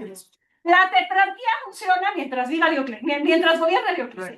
Entonces Diocleciano les dice, se quedan con su changarro, se construye por esta zona, no me acuerdo el nombre exacto de la ciudad que está en la actual Croacia, un palacio increíble en la ciudad en la que él había vivido. Se construye su palacio y se retira tan feliz, pero no me acuerdo el nombre de la ciudad. Sí, aquí, es lo que dice. Si no, Se lo pasaban el verano, los inviernos. Sí, no, ya, ahí se muda. Se muda. Es su casa de jubilación. Y además que es precioso. Las costas croatas son maravillosas. El Adriático por llama la ciudad donde está el palacio? No me acuerdo. Es donde filmaron Trono de... Por esa zona, pero si no, es por esa zona. Se los digo para la próxima clase. Pero aquí lo relevante es que cuando suben Constancio y Galerio a Augusto, el nombramiento de los nuevos Césares se vuelve más complicado, porque el hijo de uno quiere y el hijo del otro quiere, pero es que mi tío, es que mi papá, al grado que llega un momento en que Diocleciano tiene que salir de su palacio. Y de regresar. A ver, ya les dije que se estén sosiegos, que de este lado tú y tú, y de este lado tú y tú, pero la tetrarquía no vuelve a funcionar. No. Dalmacia. Dalmacia es el territorio.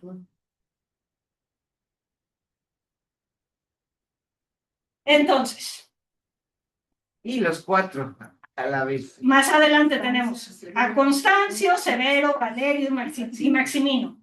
Pero resulta que Constancio tiene un hijito que en este momento está en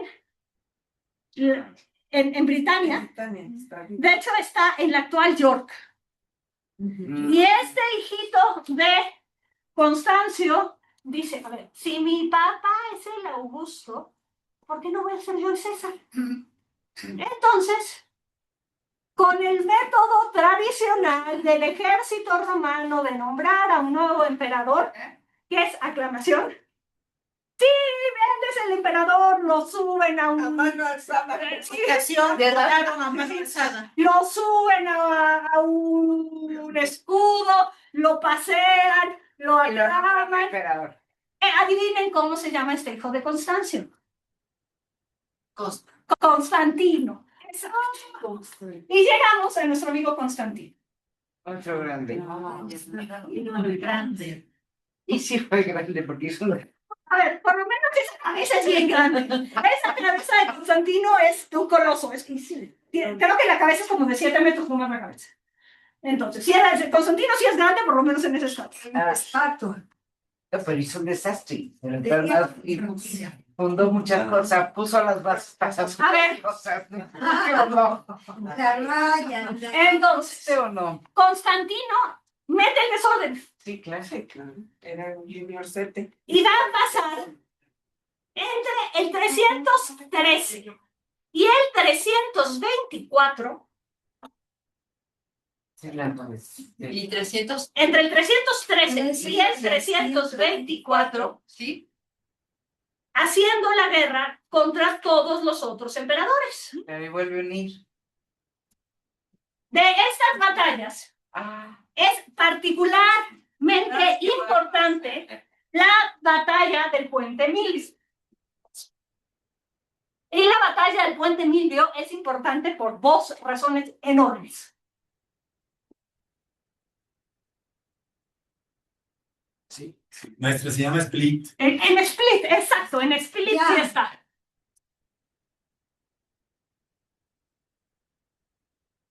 Y en Split se pueden visitar las ruinas del palacio de Diocleciano. La torre principal. Algo queda. Sí, sí, a ver, Queda.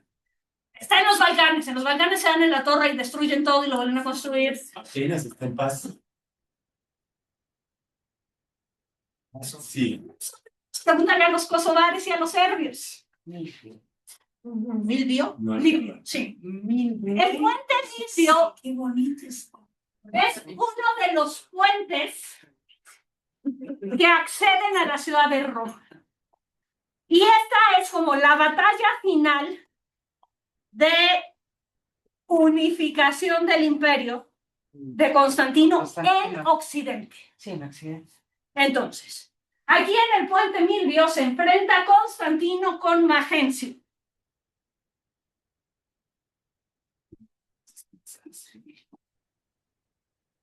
Ya no gobierna Constante. No, ya se había muerto. Ya había muerto.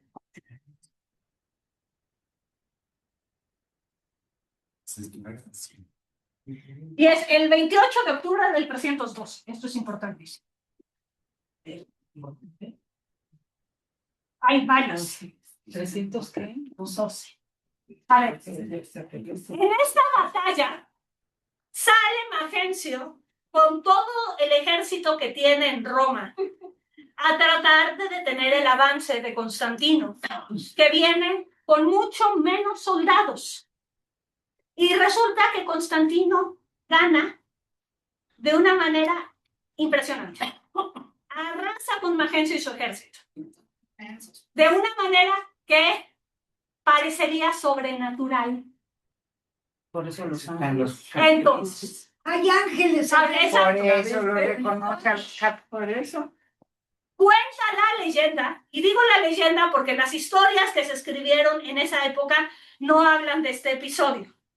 Pero unos años después, cuando Constantino el Grande ya es Constantino el Grande, tienen que fortalecer la relación de Constantino con el cristianismo.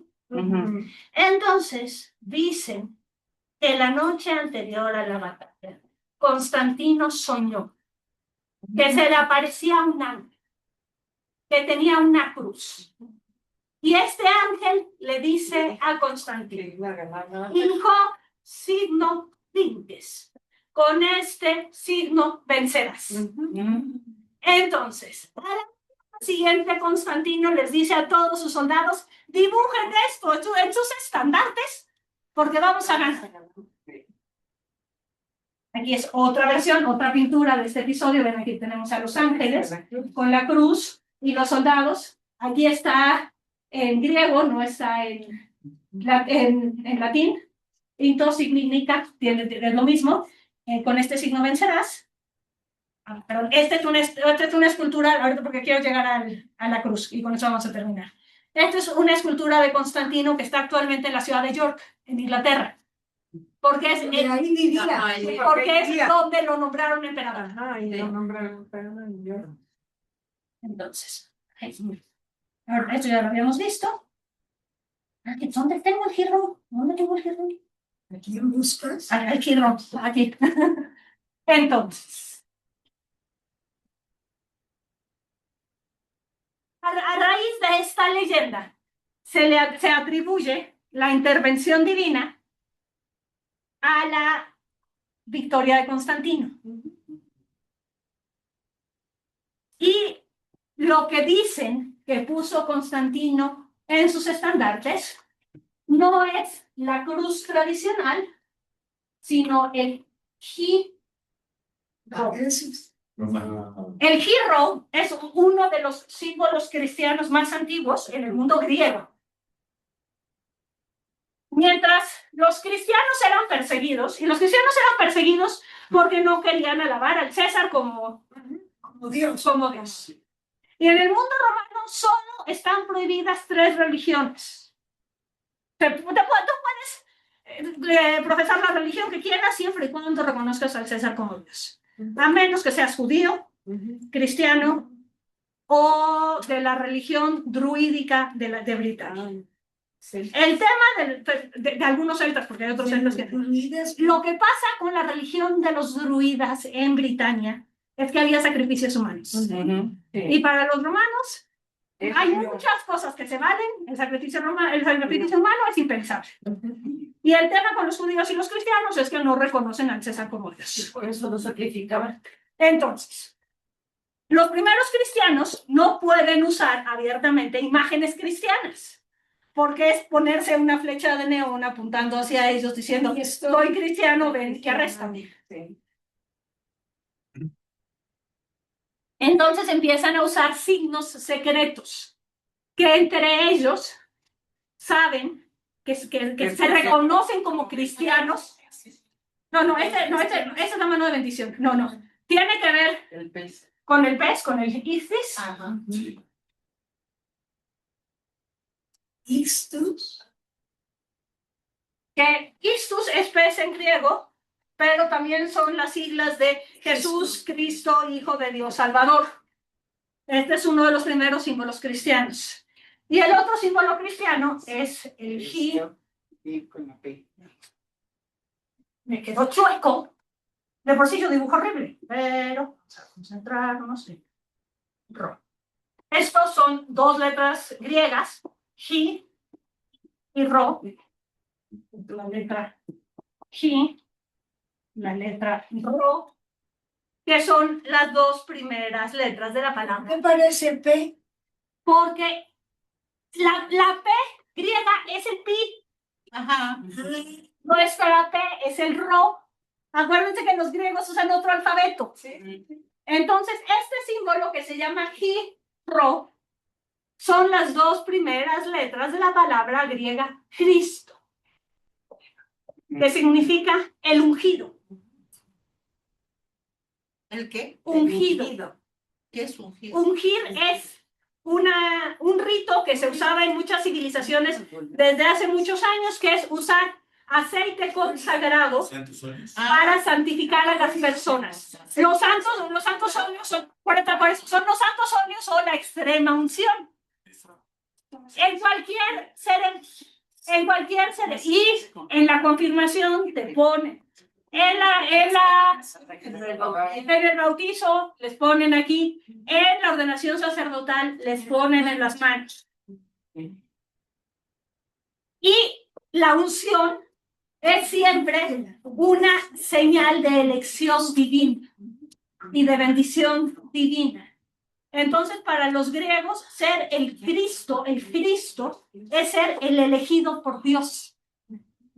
Entonces, este símbolo, que es un símbolo que se sigue usando en muchas iglesias, está en el sagrario o en los ornamentos del sacerdote, se llama el Ji-Ro, y es Cristo. Y esto es lo que dicen las malas lenguas que mandó Constantino a sus soldados a poner. Entonces, estándares. ¿Qué malas lenguas? No, mamá, a ver, suena muy bonito. Eso no pasó nunca. Lo inventaron después. Ay, esta historia que nunca ha sido real. En general, en todo el mundo. Sí, yo que me lo aprendí de memoria. Eso es uno de los sarcófagos romanos más antiguos. De los sarcófagos cristianos romanos más antiguos. Tenemos el Ji-Ro dentro de una corona. Aquí 2 palomas que tienen que ver con la resurrección. Y aquí 2 soldados cuidando la tumba de Cristo. Y además muy bonito disimula la cruz. ¿Y dónde tenemos la cruz? A ver, entonces, una vez que Constantino gana la batalla del Puente Milvio, lo que le sigue es derrotar al último emperador, que no es él, que se llama Licinio. Licinio está gobernando en el este. Licinio está usando como sede la ciudad de Bizancio. Entonces, en el año 324, Constantino vence a Licinio y se declara como el único y gran emperador romano. De los dos. Ya el otro ya lo quitó. Pues Ah, es no. lo que quedaba. Así no, te habían matado a 6 o 7 por el camino. Sí, capaz quién sabe cuántos. Había matado hasta a su hijo y a su primera esposa. Exactamente. Pero eso lo veremos la siguiente clase. Con lo que quiero que terminemos hoy es que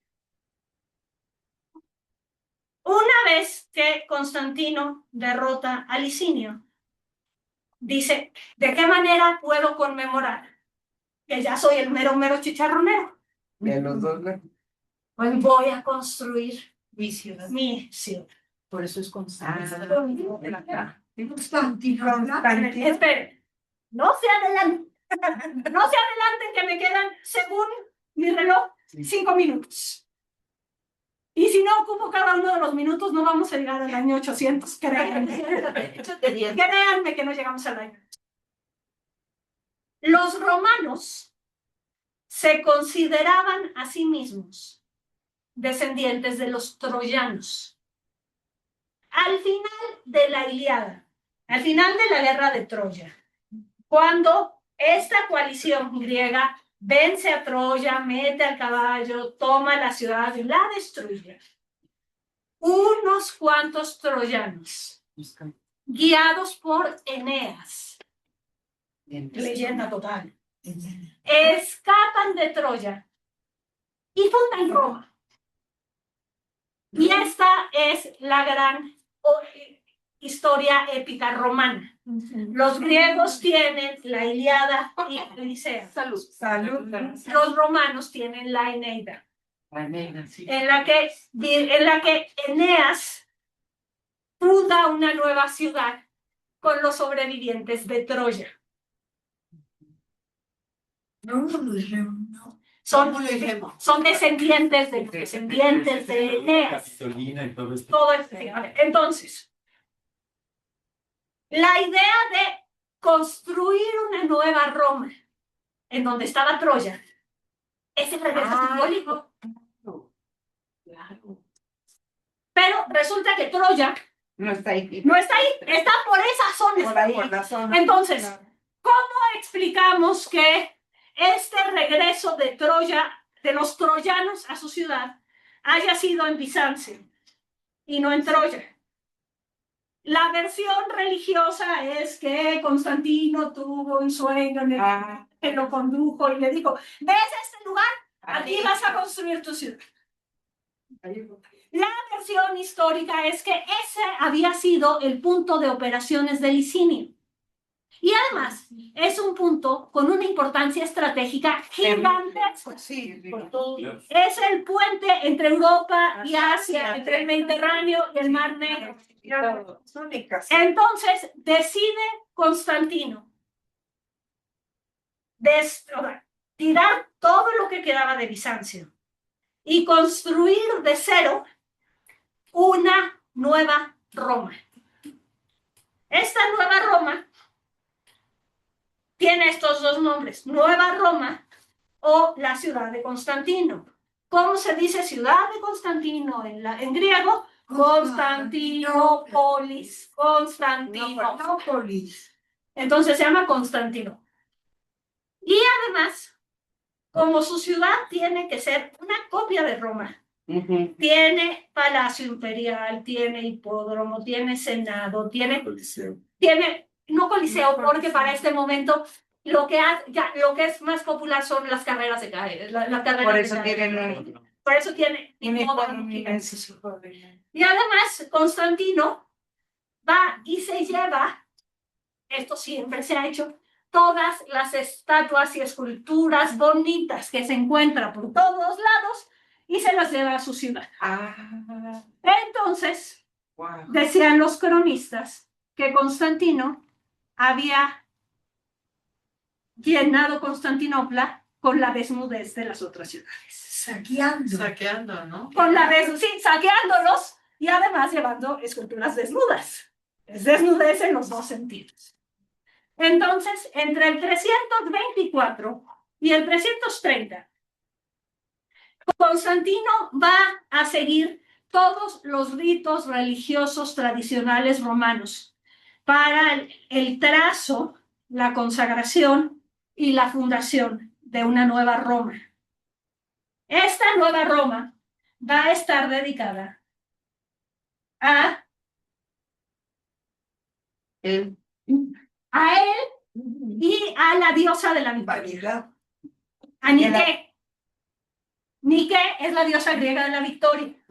La marca de zapatos no es Nike, es Nike o Nike, que es la diosa griega de la victoria.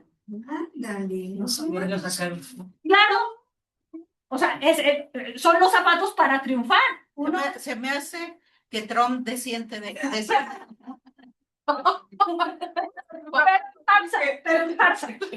quieren enseñar de eso, pero todo les sale mal. Lo pretende nada más. Roma para irse a Constantino. Sí, a ver, aquí pasa una cosa muy importante. Desde la crisis del siglo III, no hay una capital clara en el imperio. Se pierde toda la fuerza, Roma. Roma pierde, no toda, su fuerza simbólica la conserva.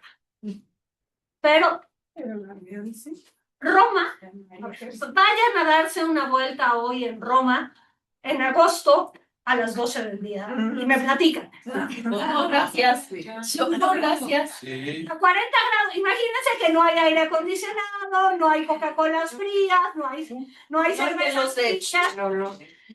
O sea, si hay baños en los que hay agua, eso sí hay, no sé.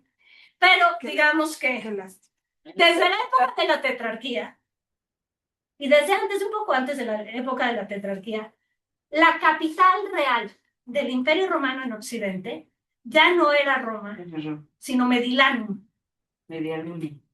Milán, exacto. Medilanum es Milán. Milán está al norte, al pie de las montañas, con lagos hermosos, más fresquitos, y además si tienes que ir a poner sosiegos a los bárbaros al otro lado del Danubio, te queda más cerca. Te queda más cerca. Sí, hay una cordillera. Sí, están ahí las Dolomitas, de arriba de las Dolomitas están los Alpes.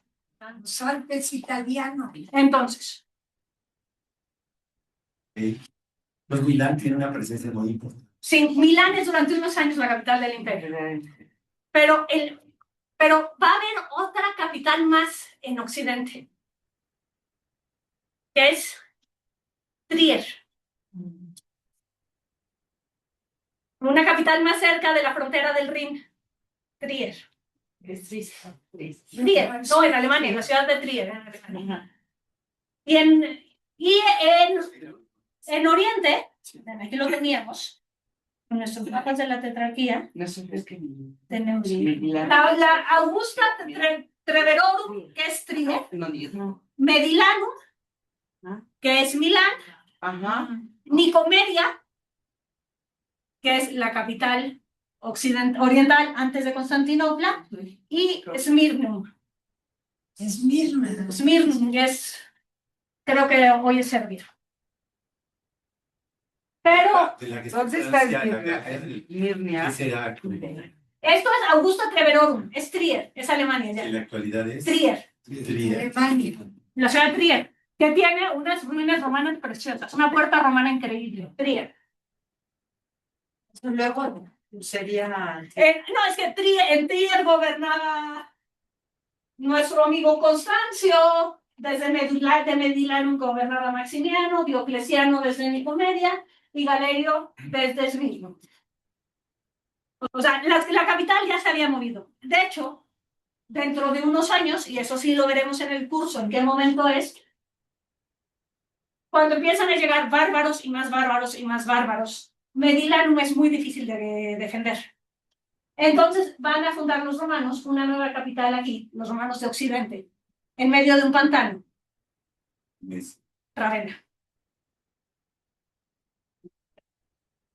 Pero bueno, entonces, nada más nos quedamos con Qué bonita la imagen de la batalla. Sí. esta es una reconstrucción de la Constantinopla en la era imperial.